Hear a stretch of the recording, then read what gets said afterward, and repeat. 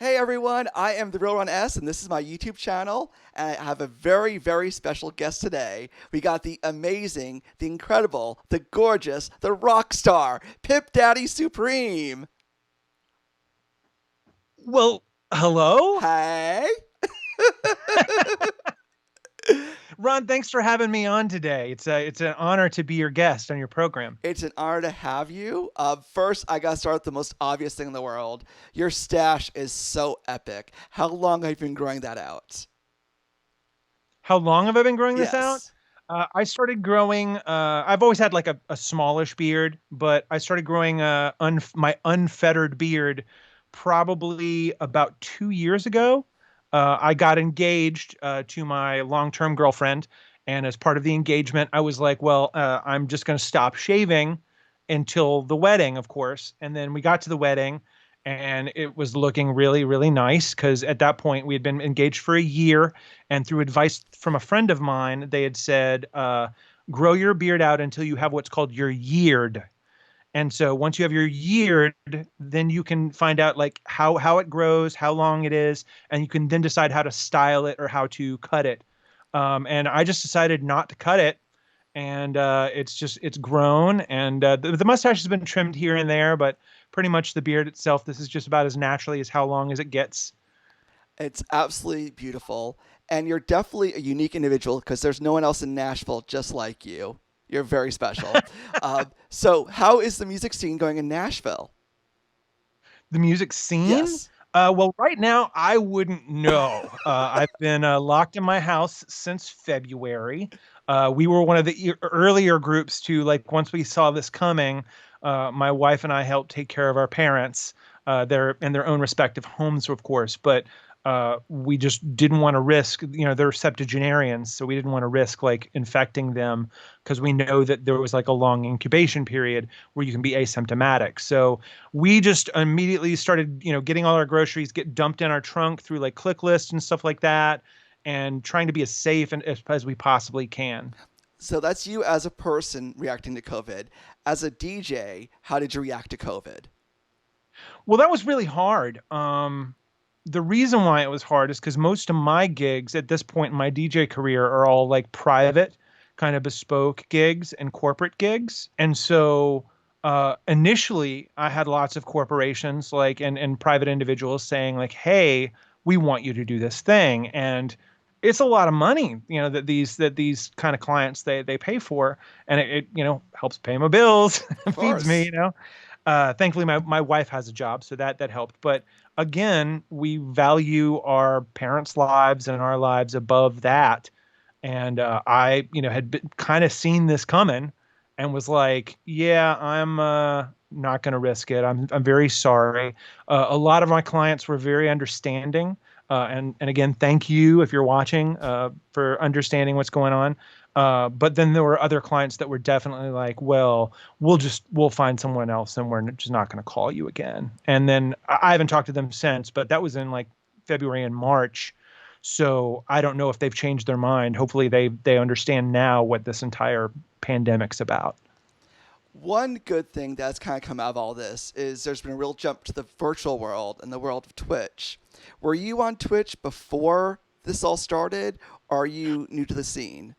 So here's the weird part. I've always been a proponent of technology and dipped my fingers on like new social media networks and stuff. So I joined Twitch back when it was Justin TV, way back in like the 2010s or something like that, like really, Wow. really early. And I dropped it once it became a gaming network because I'm not a huge gamer. I know you can see a Super Nintendo over my shoulder over here, but and I've got an Xbox 360, I think, in the living room. But I'm too busy with my head and a vinyl record or like manipulating video or just working a gig to like actually pay attention to like long multiple hour video games. So when it came time for COVID with Twitch, it was one of those things of one of my best DJ family groups, which is Booty Mashup out in California. they were suffering really badly because DNA Lounge had closed, and all the clubs had closed, and they're used to pulling in like thousands of people twice a weekend, just for their specific party. And so that's an income stream that like comes crashing to a halt that you have to figure out what the heck you're going to do, and it can really destroy your brand. Thankfully, people within that team, DJ Trip, I know was one of the first to come out and say, "Hey, we should probably get on streaming and check out this Twitch thing." At the time, I was kind of looking at it the same way, and so I got on it, and Adriana, the runner of Booty Mashup, got on Go it, Adriana. and we started running. We just hit the ground running and started broadcasting, and to this date, I think now they've got 11,000 plus like followers, like subscribers. So they're working their way towards like a partnership with Twitch. Let's we're plowing ahead trying to get that, but yeah, it's been a real game changer because Twitch, the way that it is, it's already become an income stream for like gamers. But when you put actual entertainers on that platform, you already have a built-in audience that knows, hey, we should be tipping these people for their time. We should be, encouraging these people with bits and like engaging. And there's so much user interaction that's already there that not only is it digital busking for 2020, but back in the day in the late 90s, I remember them talking about what does interactive television look like? Do you come to a scene in a show and you press a button and it shows you what the ending is? But what it really is it's everything that's on Twitch. You tune into someone's show and you have a running dialogue with that person in the chat.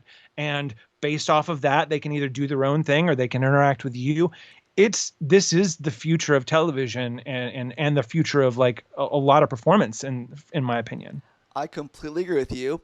And I see you're looking in the future, but I want to go back a little bit with you. How did you Okay. first get involved with the mashup culture? So that was pretty much an organic kind of thing for me because I mean, heck, since I was a little kid, my dad was playing me Buchanan and Goodman, which did a thing called break-in records in the 1950s, where they took snippets of popular songs, chopped them up, and rearranged them into this kind of like fake news broadcast. So that was like my early education in like copyright infringement and like sampling.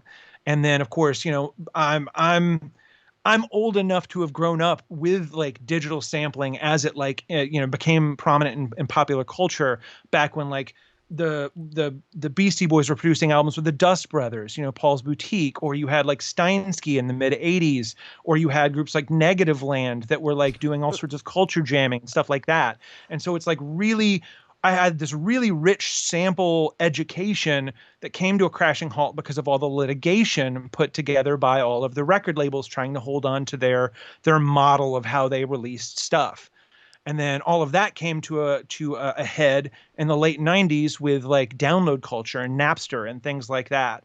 And so it's kind of crazy because it's like you saw them scrambling already to try to like preserve their profits, and then in the late 90s that download culture gave everybody it unwalled the garden. It allowed them to like, now I don't have to only buy rock records from this one store that maybe I can get. Now I can sample any music without having to like actually pay for it.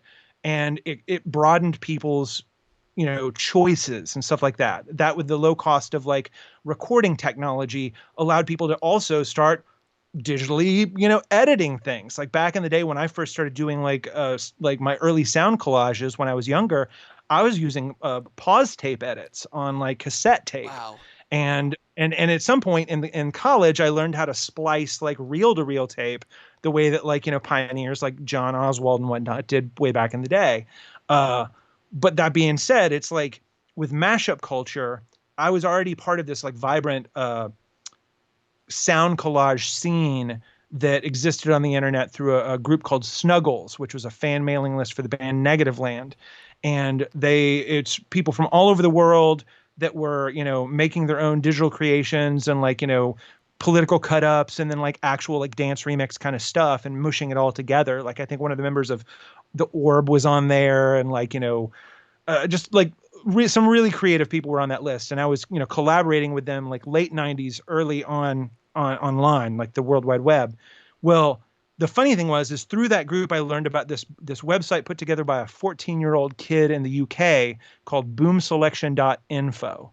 And this website was an early MP3 blog that focused on a specific scene in the UK called bastard pop, where people were producing things called bootlegs because they were unsanctioned remixes that were getting national airplay on BBC. They wound up MTV Europe started doing a program called MTV MASH, and things that would never happen in the United States. Because remember, here in the United States, grandmas are getting sued for downloading Happy Birthday. Metallica's like losing their shit or losing their mind on basically people like stealing their music or whatnot, much less somebody like deciding to take like cut an instrumental from one of their songs and throw like the Bee Gees over the top of it or whatever else like I that, remember that. you know?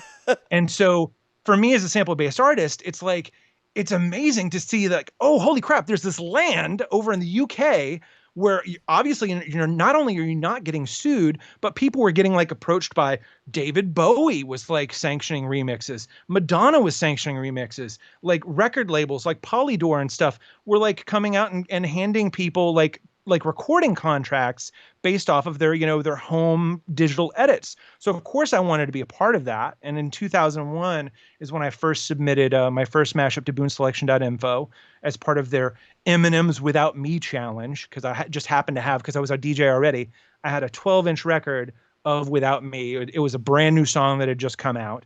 That along with Missy Elliott and who else? Like Destiny's Child were like probably the three of the most used acapellas back then for mashups. But I sent it to them and they published it. And then a bunch of my friends got in on it and they wound up releasing this seminal 3-disc data set that was pretty much the bootleg manifesto back in the day called Nevermind the Bootlegs. And on that 3-disc set, and you can find that on Discogs, you'll see a listing for that. They don't just include recordings from bootleggers, which are now mashup artists. But they also included things that inspired them. Things like the Evolution Control Committee's Whipped Cream mixes, which started in 1996. And then, of course, current IDM, intelligent dance music, like Aphex Twin, stuff like that, as well as glitch music. And at the time, it was a really popular electro clash, if you remember that genre.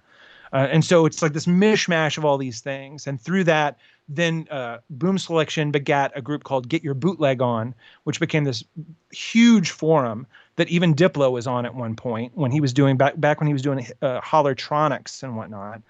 I don't know. It was this really exciting time in history because the taboo of this is illegal, and so you're doing bootlegs and whatnot, and so somehow when it crossed over a little bit, it became mashups. But yeah, those early days were where it was really at with like Freelance Hellraiser and like Lionel Vinyl, and you had again the early stages of Booty when they started in 2003 in San Francisco, and then became a worldwide club night, going everywhere from Tokyo to Rio to Seattle, Boston, New York.